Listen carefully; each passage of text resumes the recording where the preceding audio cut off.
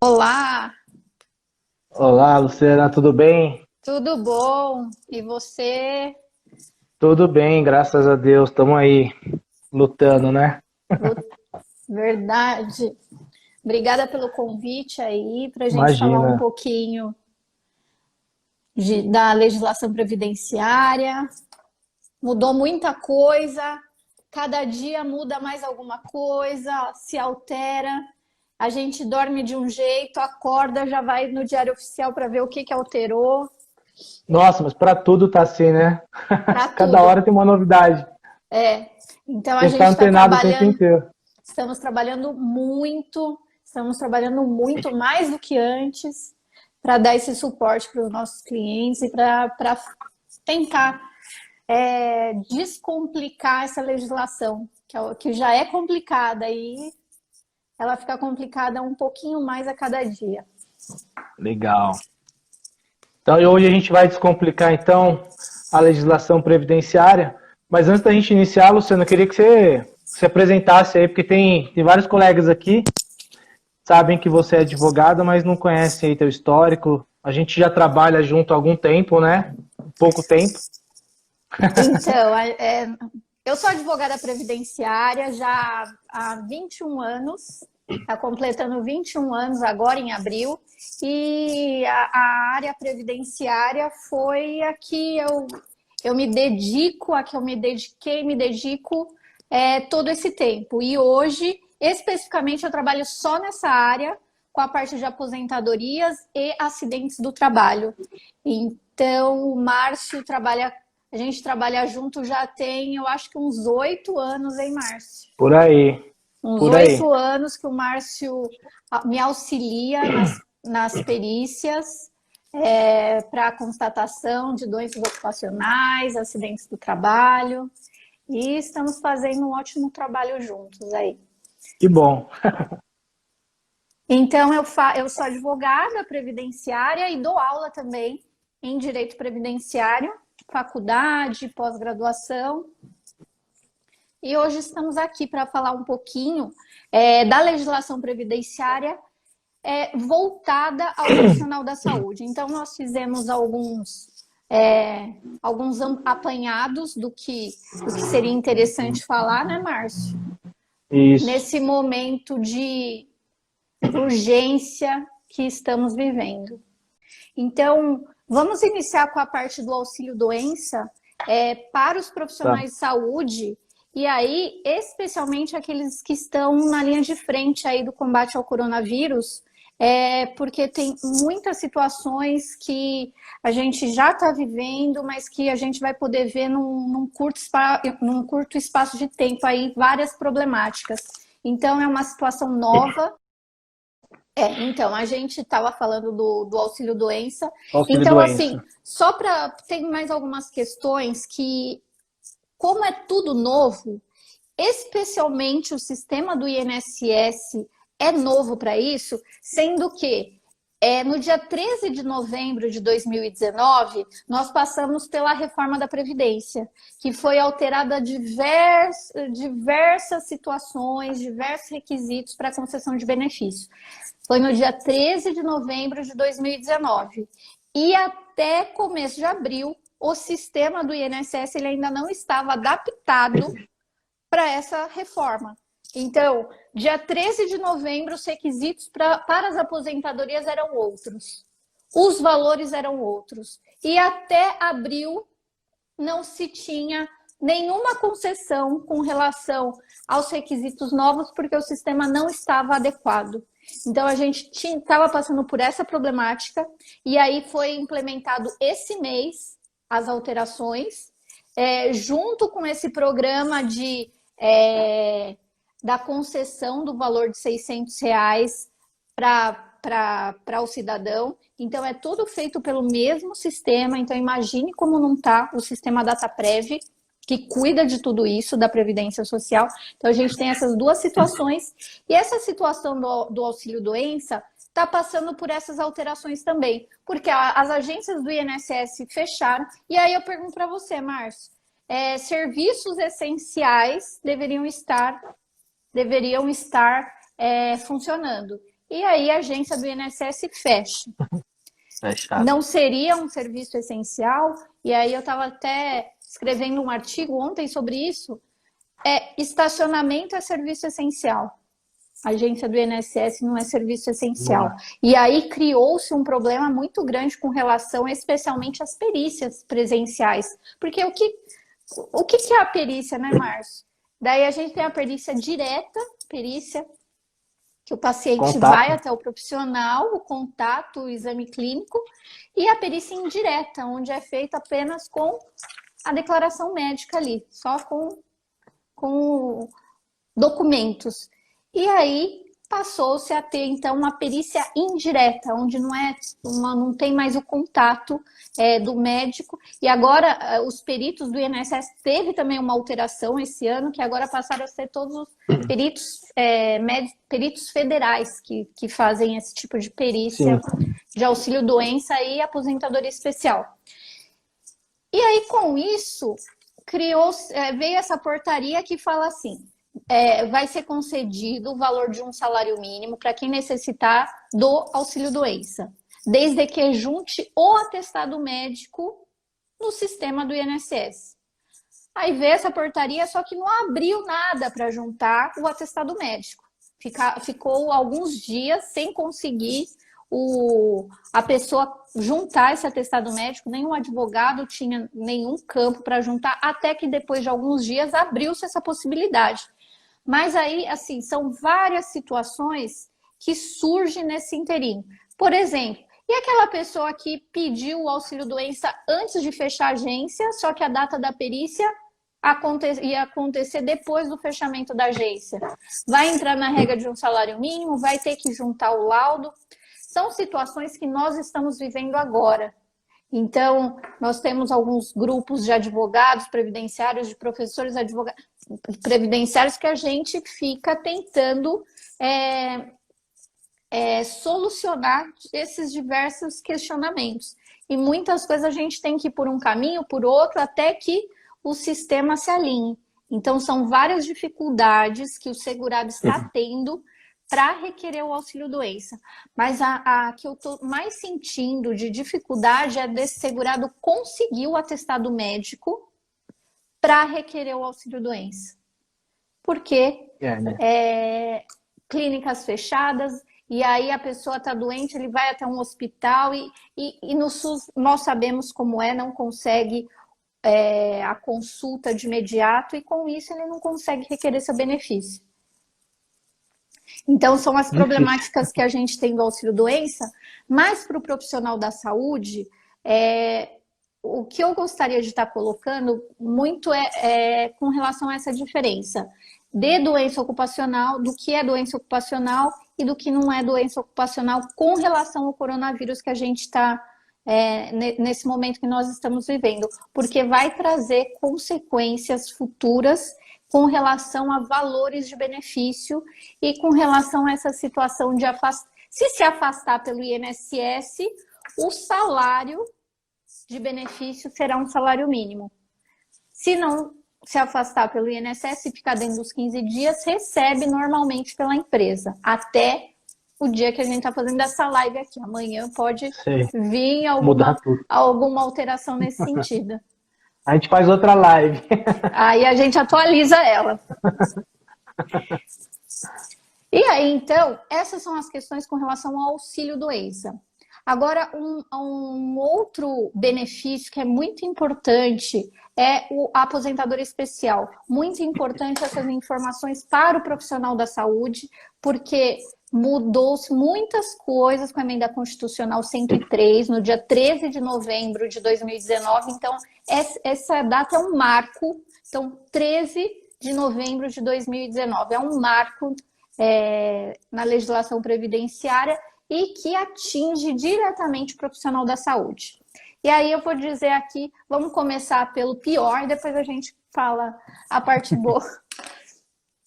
Então, assim, o que aconteceu, Márcio, dia 13 de novembro, alterou as regras das aposentadorias. E, especialmente, a parte de aposentadoria especial sofreu grandes alterações. A maior delas é que, primeira coisa o que seria aposentadoria especial? A aposentadoria especial é um tipo de aposentadoria para aquelas pessoas que trabalham com insalubridade ou periculosidade, aonde a pessoa tem 3 tipos de aposentadoria, tinha e continua tendo esses 3 tipos de aposentadoria, com 15, 20 ou 25 anos, dependendo da gravidade do ambiente prejudicial que essa pessoa está exposta.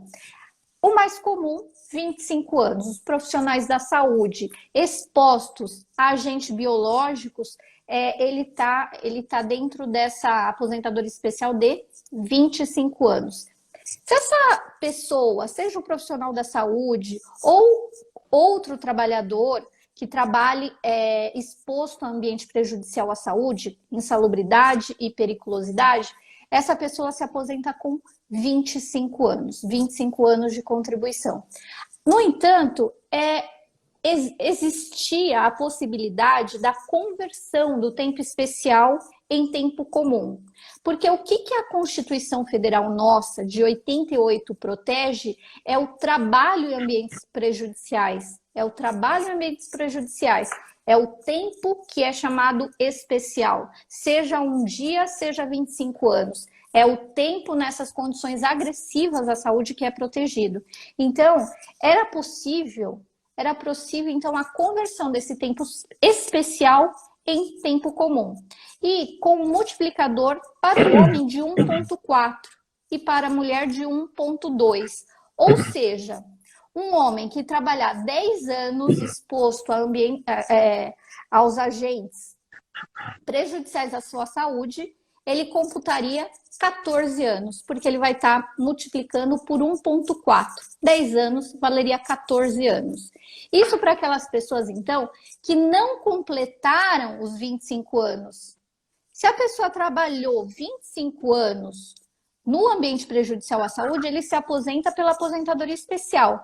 No entanto, para aquelas pessoas que não trabalharam 25 anos no ambiente prejudicial à saúde, ele trabalhou também em algum local que não tinha insalubridade ou periculosidade, um trabalho comum. E aí, como que é feito, então? Pega-se o período que ele trabalhou com insalubridade ou periculosidade e multiplica o homem por 1,4 e a mulher por 1,2, para proteger essa exposição. E aí, Márcio, como temos muito profissionais da saúde aqui, vocês melhores do que nós, advogados, sabemos que com relação à proteção da saúde. E aí, o que eu vou colocar aqui é o seguinte. A Constituição Federal de 88, o que ela protegia era justamente a saúde. Ou seja, uma pessoa que trabalhar mais de 8 horas com um ruído superior a 85 decibéis, ela vai sofrer lesões, ela vai sofrer consequências. Então, a ideia é o quê? É tirar esse profissional desse ambiente prejudicial à saúde para que ele não adoeça. A ideia da aposentadoria especial é a proteção da saúde. Então, eu tiro aquele profissional daquele ambiente prejudicial à saúde para que ele não adoeça. Então, está provado que se trabalhar mais de 8 horas com um ruído acima de 85 decibéis, ele vai ter lesões. Eu estou falando um exemplo de ruído.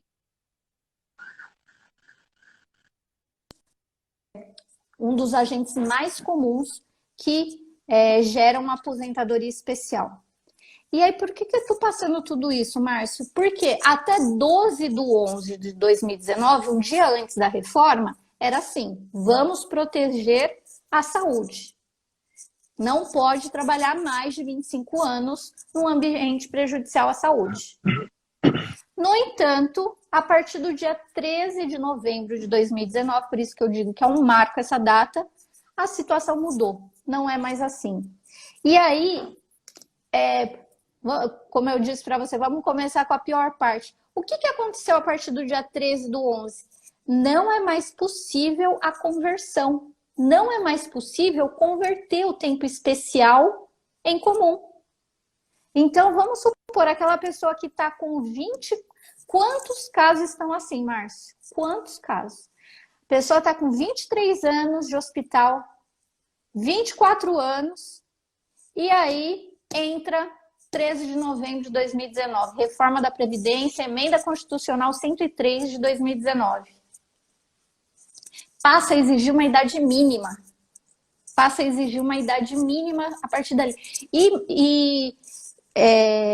O que nós temos é que, especialmente em pessoas que trabalham em ambiente hospitalar, enfermeiro, os técnicos de enfermagem, fisioterapeutas, o que acontece? Começa a trabalhar novo no hospital. E é a carreira dele, é a carreira. Então, quando está com 47, aquela mulher que está com 47, 48 anos, mesmo o homem, ele já está quase com 25 anos de trabalho hospitalar. Ele já está quase chegando na aposentadoria especial. E a aposentadoria especial, não, até a emenda constitucional, não tinha idade mínima. Então, podia se aposentar com 48 anos, 47 anos, porque o requisito era trabalhar 25 anos exposto ao ambiente prejudicial à saúde. E era assim que nós tínhamos. Aí passa dia 13 de novembro, começa a exigir idade mínima e não é mais possível a conversão. Conversão do tempo especial em tempo comum. Eu vou dar um exemplo dessa conversão, porque apareceram muitas questões disso no nosso quadradinho lá. Como que funciona? Como que ficou essa situação? Então, funciona assim, por exemplo, Márcio. Vamos supor que você trabalha em ambiente hospitalar, mas antes de você trabalhar lá, você trabalhou em algum escritório, em algum lugar que não tinha essa exposição, agentes químicos, agentes biológicos, não tinha a insalubridade ou periculosidade. Então, trabalhou lá por 5 anos. 5 anos e depois se formou, aí foi trabalhar foi trabalhar num hospital, foi trabalhar em um ambiente que tem insalubridade ou periculosidade. Então, como que funciona? Esse período lá de trás, esses 5 anos, vai perder esse período? Como que funciona? No caso de aposentadoria especial, quando se fala aposentadoria especial, só vai ser levado em conta período trabalhado com insalubridade ou periculosidade ou insalubridade. A aposentadoria especial, então, só período especial é que entra. Aí a gente esquece aqueles 5 anos de trás. Agora, o que é possível fazer? Converter. Então, a gente tem 5 anos lá atrás, e aí a pessoa trabalhou mais 20 anos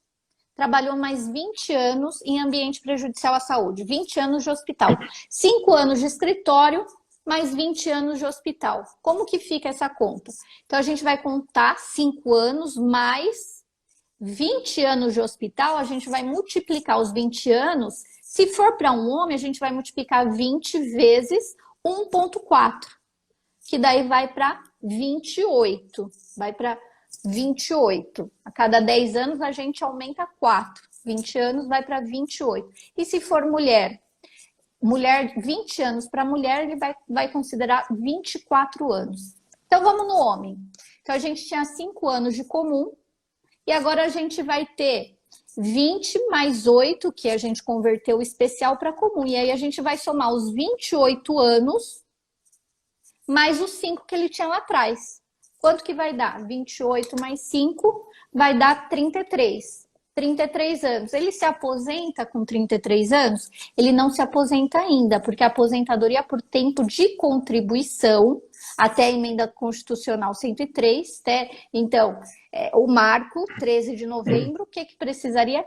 35 anos de contribuição. E aí, como que fica? Tá faltando 2 anos ainda.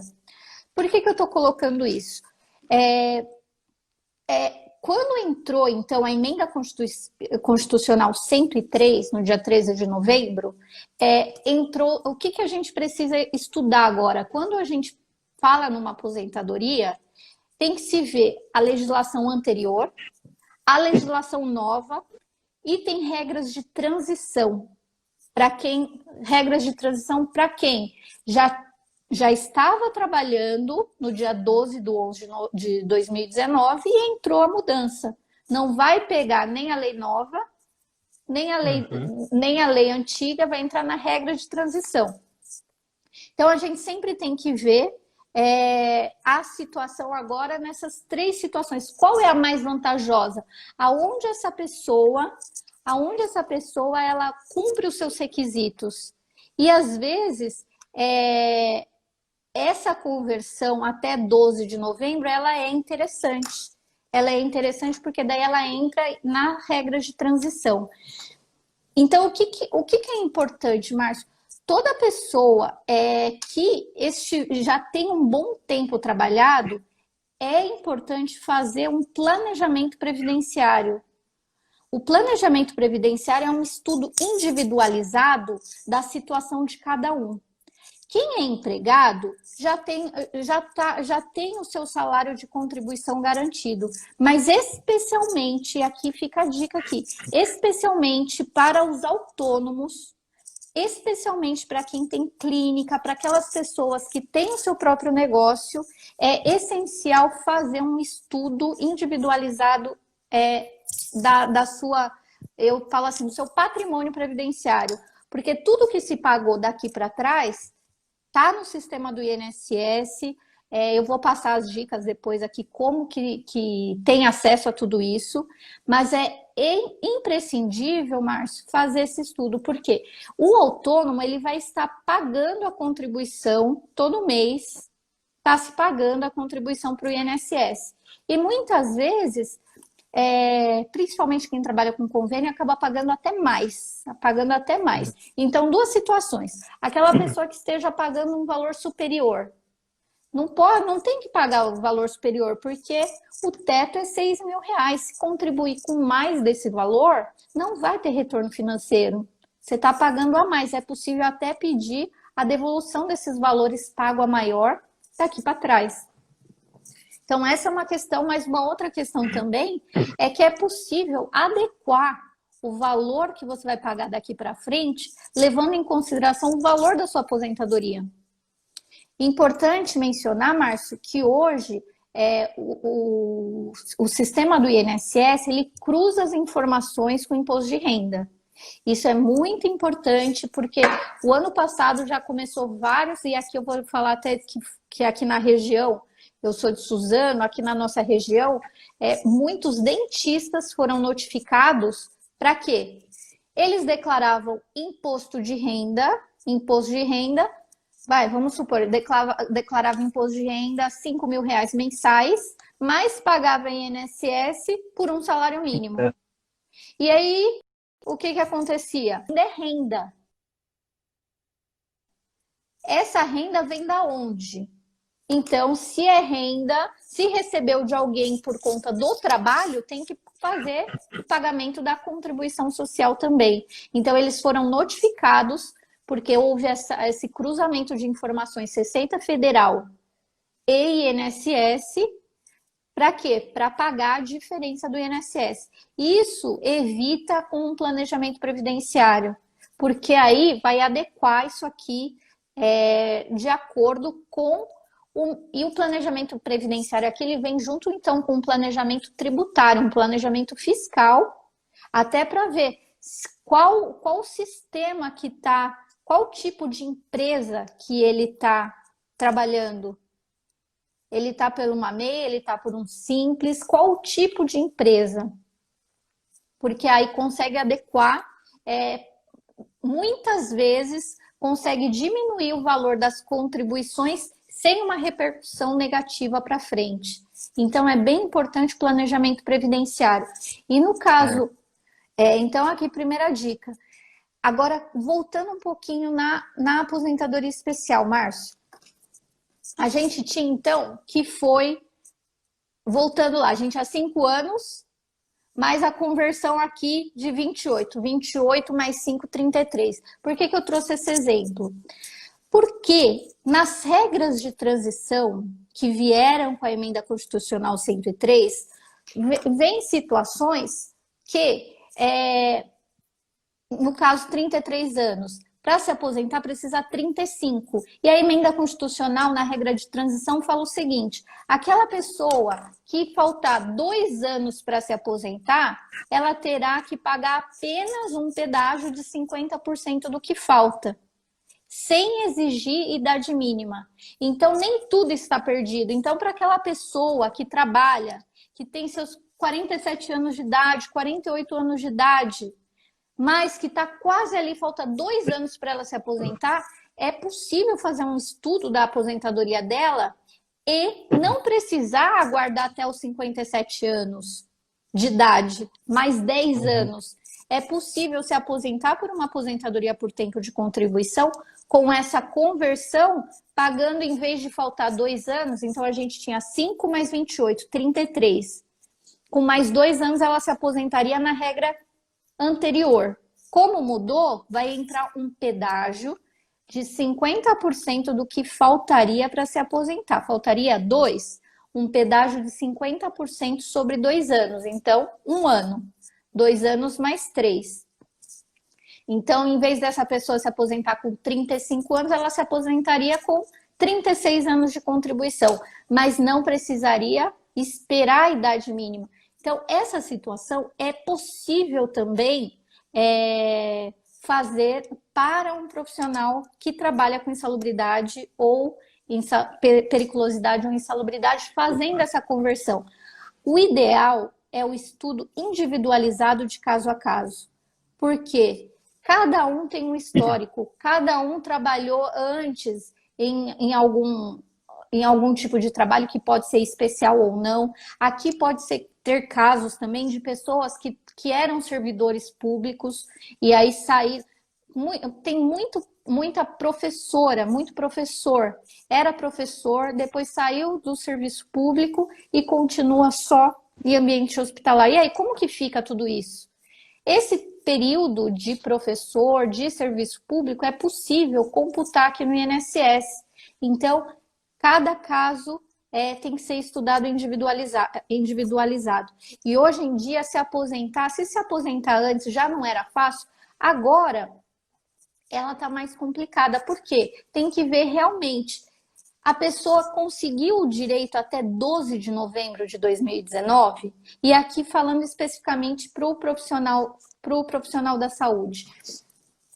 Até então, 12 de novembro, tinha essa aposentadoria especial com 25 anos de trabalho, comprovando, e aí a gente vai falar como comprova esse tempo, 25 anos e sem idade mínima. O único requisito era a comprovação dos 25 anos.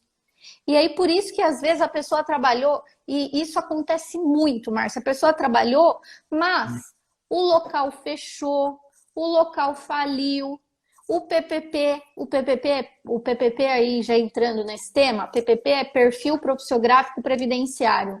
É o documento que se comprova a atividade especial. Então, a pessoa trabalhou, conseguiu o PPP, mas o PPP está preenchido errado. E aqui eu acrescento, Mar, 73% de casos de aposentadoria especial tem problema com esse PPP. Por isso que tem que ser judicializado. Então, para você ver que muitos casos não adianta só ter o PPP. Isso é muito comum. Empresa fechou, empresa faliu, empresa não quer entregar o PPP. E aqui a gente está falando também de hospitais, principalmente também casos de profissionais da saúde que trabalham sistema de cooperativa, tem muito problema com PPP. Mas tem jeito, mas cada caso é um caso. E aí vamos passar algumas dicas de PPP, de Perfil Profissiográfico Previdenciário. Primeira dica é o quê? Independente do tempo que você tenha de trabalho, mas se você trabalhou em ambiente prejudicial à saúde, já peça o seu PPP. E esse pedir o PPP, faça por escrito. Tenha a comprovação que você pediu. Porque depois lá na frente, seja para o INSS ou seja para o juiz. Porque o INSS, ele pode oficiar a empresa para mandar o PPP. Ele pode até mandar um perito na empresa fazer uma perícia. No entanto, o INSS ele pode, não que ele deve, é por isso que a gente quase não se vê isso, acaba que quase não se acontece, por isso que a gente tem que ir para o Poder Judiciário. E na Justiça, sim, a gente consegue que o juiz oficie a empresa para entregar o PPP, a gente consegue perícia no local de trabalho. Aí, por exemplo, o hospital fechou, o local de trabalho fechou. É possível fazer uma perícia num local similar. Mas tudo isso, qual que é o primeiro passo para quem está nos ouvindo? Que peça esse PPP. E esse pedido do PPP por escrito. Então, procura um e-mail da empresa, manda um e-mail para a empresa. Ah, não achei e-mail. Não achei e-mail, não tem site. Procura o endereço e manda uma carta registrada com AR, aviso de recebimento. Tem que ter a comprovação que fez essa solicitação de PPP por escrito. Por quê? Para o advogado depois pedir uma perícia no local de trabalho, para conseguir pedir um ofício para a empresa, a gente tem que provar que a gente já pediu. Então, sim, primeiro passo é esse. Solicita por escrito. E fica lá. Mandou o e-mail, liga no departamento pessoal para ver se receberam. Está sendo feito esse documento. Aí, pegou o PPP, está com o PPP em mãos. Aí é onde a gente começa a trabalhar, porque aí esse documento, ele tem os requisitos, que está lá na Instrução Normativa 77 de 2015.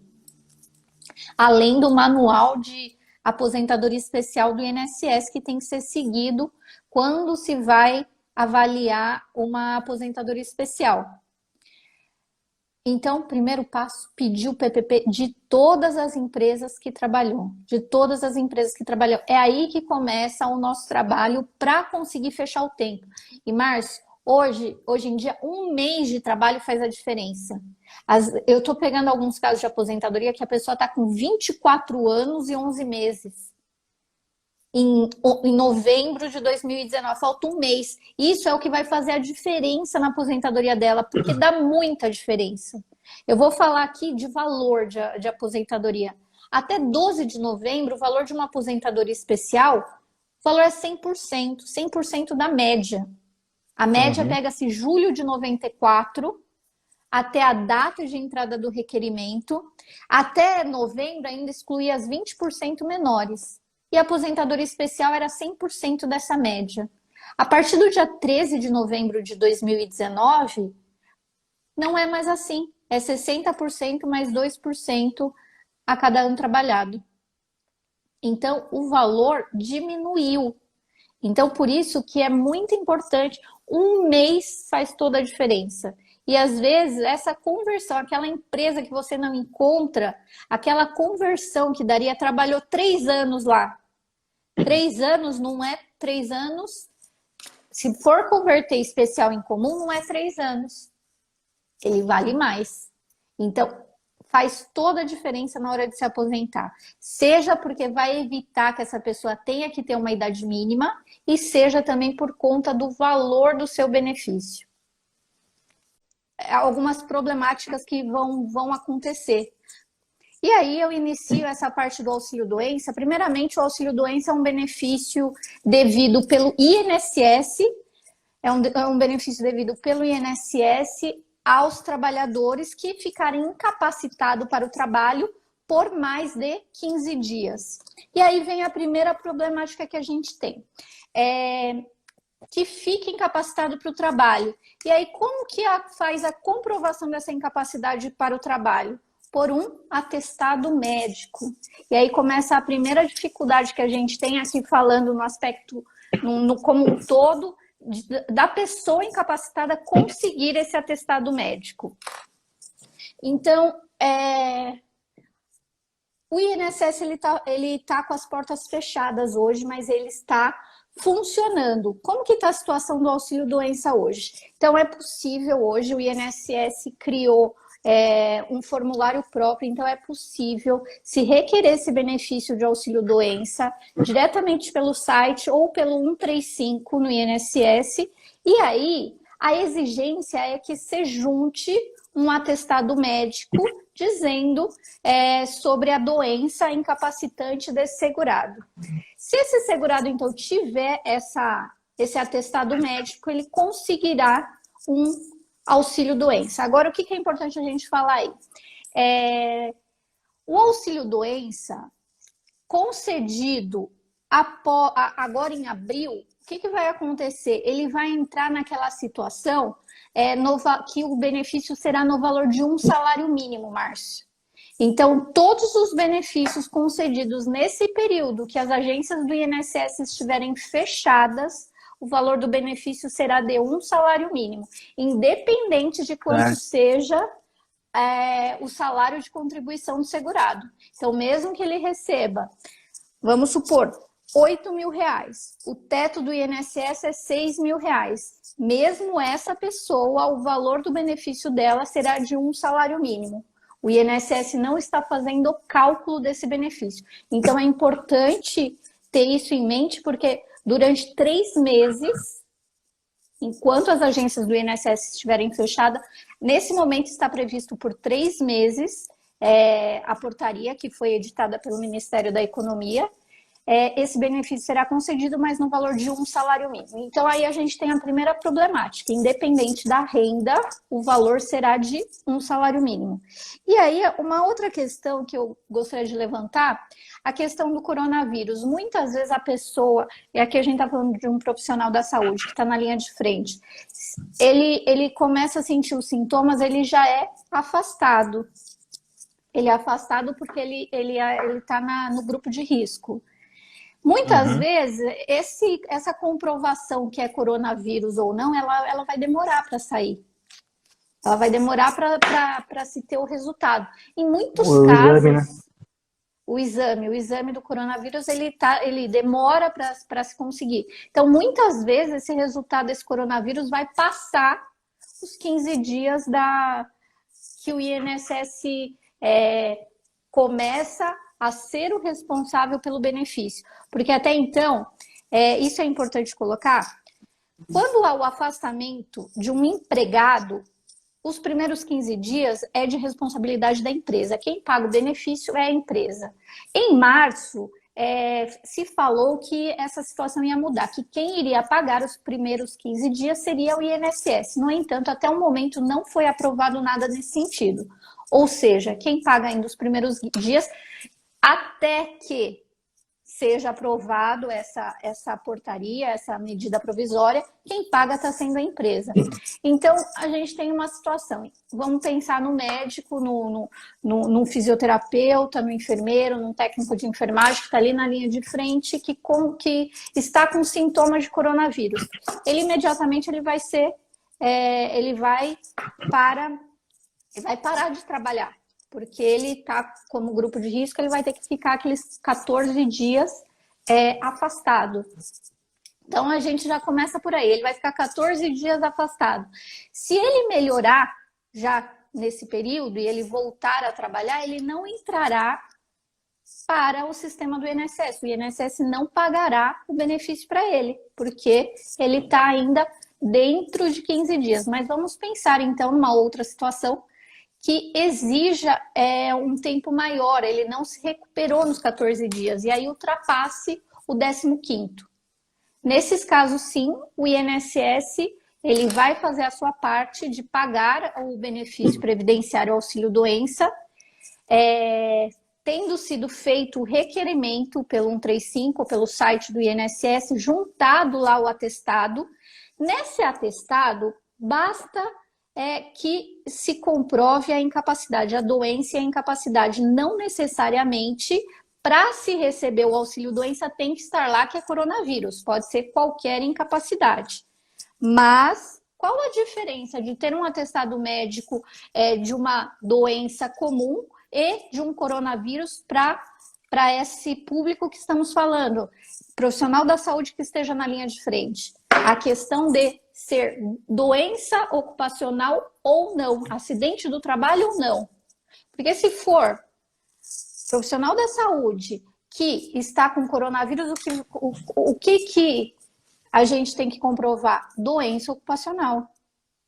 Por quê? porque pode ocorrer diversas situações mais para frente que vai ter uma grande diferença. Então, vamos supor, hoje o auxílio-doença vai ser concedido no valor de um salário mínimo, sendo que depois dos 3 meses, aí vai se verificar realmente a incapacidade por perícia direta, ou seja, pessoal, e aí o INSS vai complementar a diferença. Então, dos 1.045, ele vai complementar a diferença do salário. Então, com relação ao auxílio-doença, é assim. No entanto, as diferenças maiores para ser computada acidente do trabalho, e aí a gente entra na mesma linha, doença ocupacional é igual a acidente do trabalho para fins previdenciários. A grande diferença era aquela questão que a gente estava conversando, Márcio. Se for acidente do trabalho, vai ter repercussões mais para frente no caso de ter uma piora no estado desse profissional e ele precisa se aposentar por invalidez, ou se caso esse profissional vier a falecer por conta do coronavírus, aí sim a diferença no valor do benefício vai ser enorme. E aí é bom a gente estar falando isso porque se um profissional ele falece por doença comum, o valor da pensão por morte, vai ser 60% da renda dele. 60%. Na verdade, a legislação fala 60%, mais 2% a cada 2 anos trabalhado, que ultrapassar de 20 anos para o homem, ou 2% a mais a cada 2 anos trabalhados para a mulher que ultrapassar de 15 anos. Aí, a pensão por morte, então, vai ser 60%, se for doença comum. Agora, se for doença ocupacional, acidente do trabalho, essa pensão por morte será 100%. Então, a grande diferença de constar coronavírus ou não vai ser tremenda com relação ao valor de um benefício. E aí, uma outra situação que estávamos conversando, Márcio, é com relação à sequela. Começou-se a falar se o coronavírus deixaria ou não sequelas. Havendo sequelas decorrentes de um acidente do trabalho, é possível o profissional receber um benefício que chama auxílio-acidente. Havendo sequela, o profissional que fica afastado e depois ele recupera sua capacidade, mas ele fica com uma sequela. Essa sequela, ela leva o direito da pessoa a receber um benefício chamado auxílio-acidente, que é no valor de 50% da média do seu salário, até se aposentar. Então, é um outro ponto que é muito importante diferenciar o que é doença ocupacional, acidente do trabalho, do que não é doença ocupacional, acidente do trabalho. Com relação a uma progressão da doença ou uma sequela com relação a isso, ou mesmo o óbito do profissional da saúde, que o valor do seu benefício dos dependentes será menor, se não for considerado acidente do trabalho. Então, são várias nuances, Márcio, com relação a configurar coronavírus ou não, que nesse momento é de extrema importância.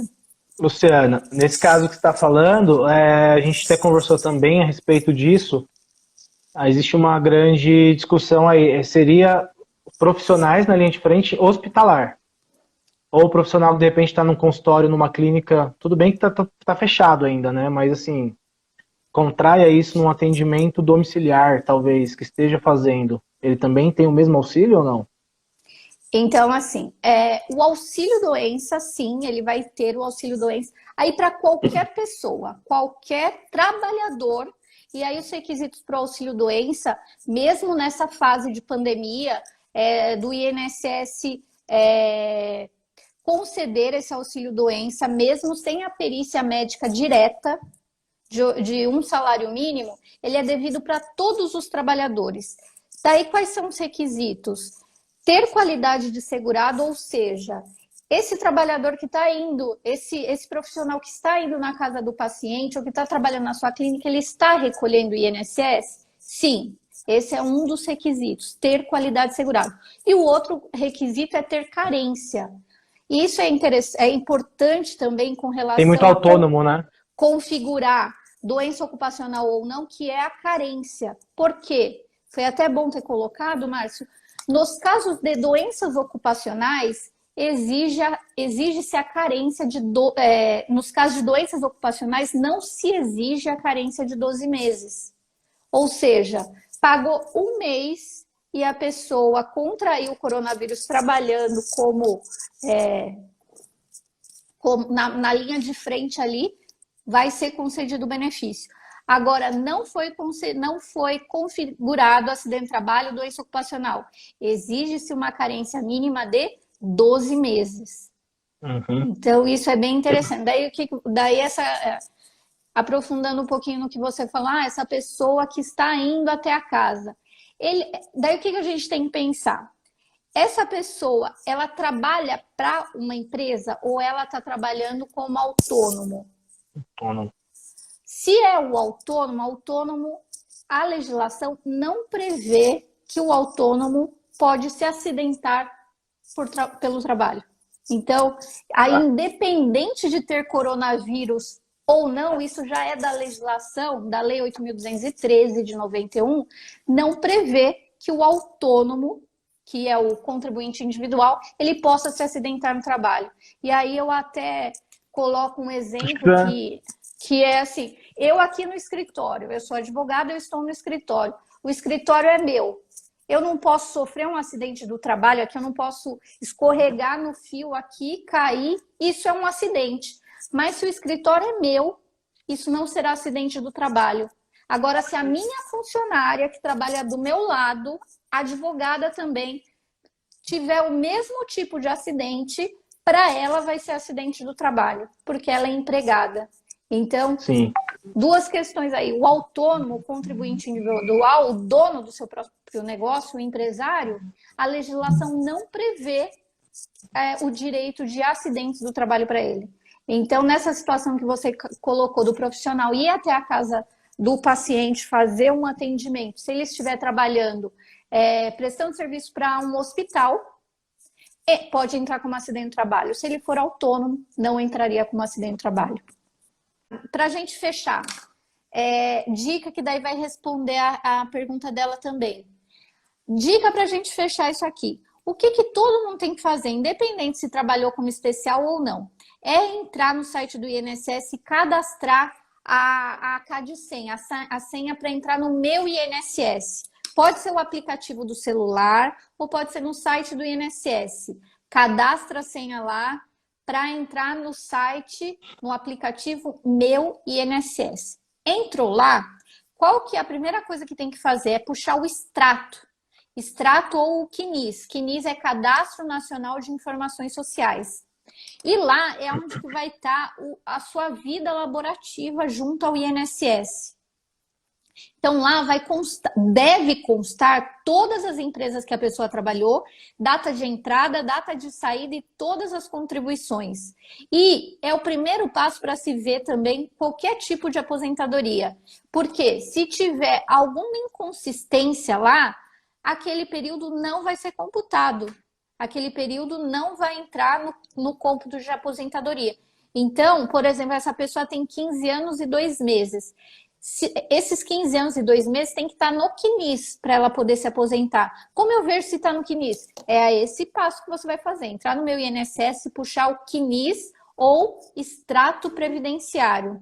E aí, uma dica. Se nesse extrato você vai entrar lá, ele é um documento em PDF, tem várias páginas, porque vai estar todos os meses que a pessoa trabalhou, os salários lá, e você vai lá no final, vai ter resumo dos indicadores, na última página. Dica final aqui. Dica de ouro, Márcio.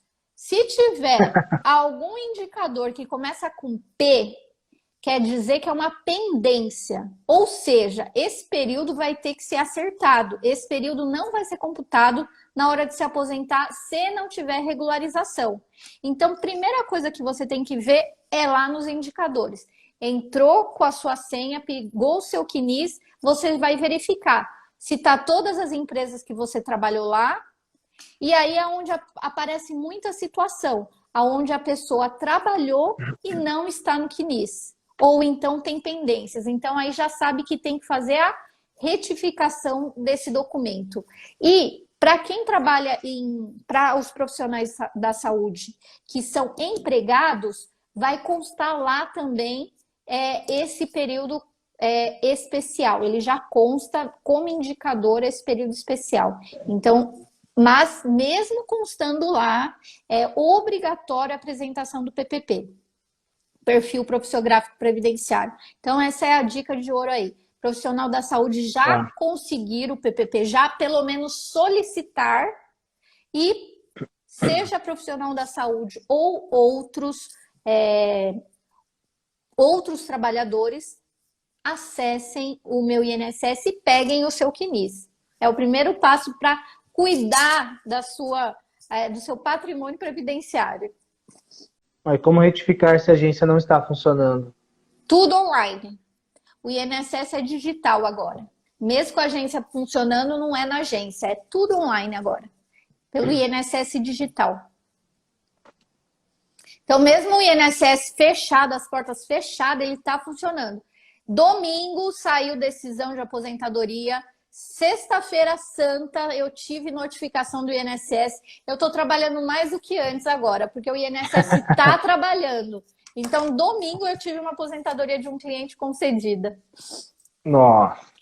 Pois bom. é. Que bom. Que bom. Fazer. Gente, obrigada. Valeu, pessoal. Muito bom. Obrigado, Muito Luciana. obrigada, viu, Márcio? Próxima oportunidade a gente volta aqui para falar mais um pouquinho a respeito. Volta sim. Obrigada. Valeu. Boa noite, Tchau, gente. tchau. Obrigado. Tchau, tchau.